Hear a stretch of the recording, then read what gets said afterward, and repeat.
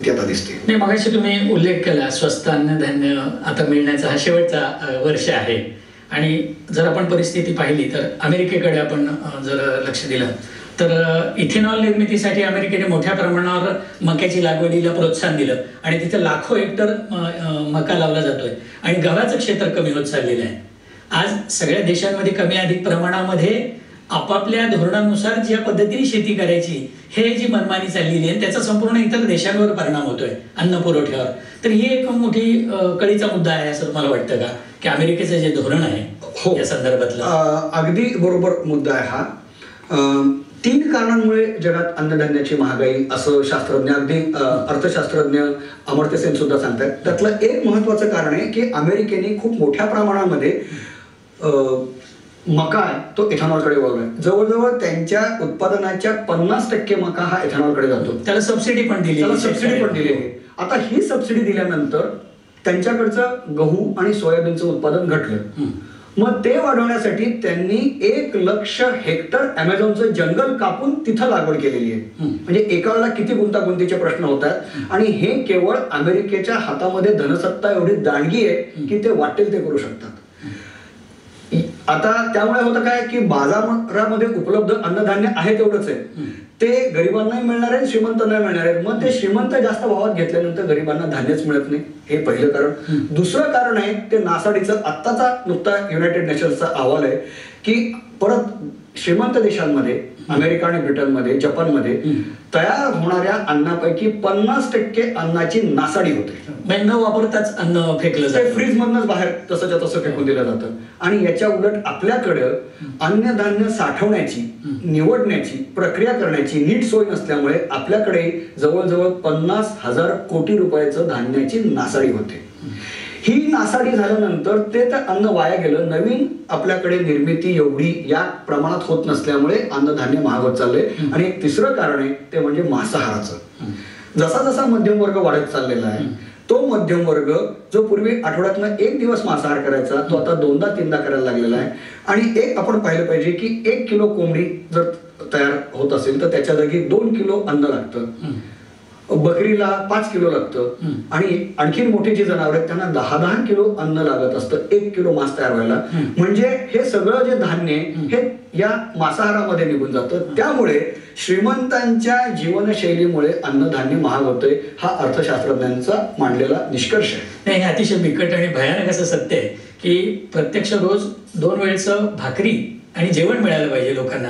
तिथे लोक आता मांसाहारावर जास्त भर देत आहेत आणि त्यामुळे मोठ्या प्रमाणात ज्वारी म्हणा मका म्हणा हे सगळे जे म्हणजे फूड म्हणतात की प्राण्यांसाठी जे वापरलं जातं ते सगळं मोठ्या प्रमाणावर इथे कन्झ्युम होत आहे. एक दुसरं पण अमेरिकेचं धोरण पाहिलं तर खऱ्या अर्थाने अमेरिकेमध्ये जगाच्या सगळ्यात जास्त ऊर्जेचा वापर अमेरिकेमध्ये होतो, इंधनाचा वापर होतो आणि कार्बन इमिशनचं प्रमाण अमेरिकेत सगळ्यात जास्त आहे. तर या संदर्भामध्ये आपल्याला काय सांगता येईल?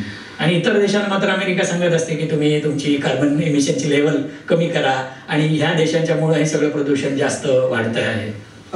1992ला जी रिओला परिषद झाली, जागतिक परिषद झाली, तेव्हापासून आजपर्यंत सातत्यानं जग अमेरिकेच्या विरोधात हळूहळू एकवटात आलेलं आहे. कोणत्या मुद्द्यावर?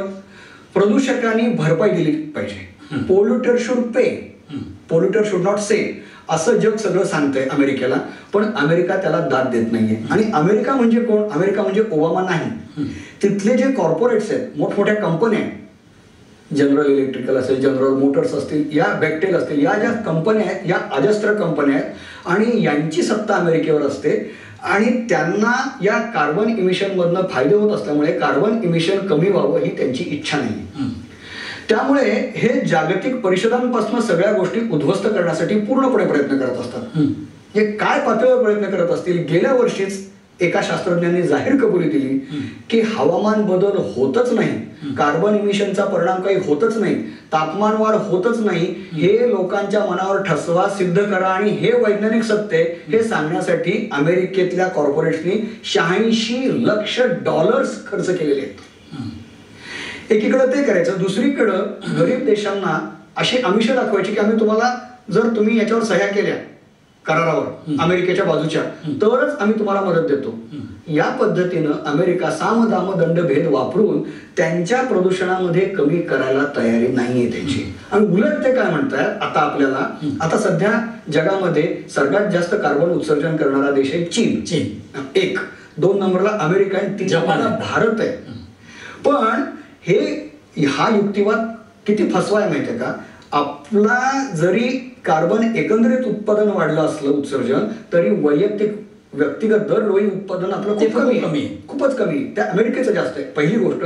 दुसरी गोष्ट, औद्योगिक क्रांतीपासून आजपर्यंतच्या काळामध्ये सर्वात जास्त इमिशन कोणी केलं? तर इंग्लंड आणि अमेरिकेने केले, युरोप आणि अमेरिकेने केले. म्हणून त्यांनी ती भरपाई दिली पाहिजे असं आपण म्हणतो, आणि ती भूमिका न्याय आहे.